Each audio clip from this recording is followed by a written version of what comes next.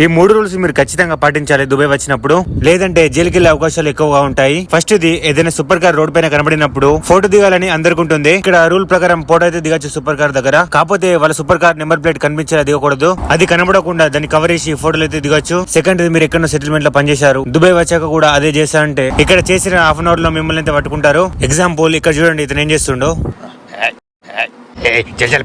ఎందుకన్నా రీఛార్జ్ లేదు.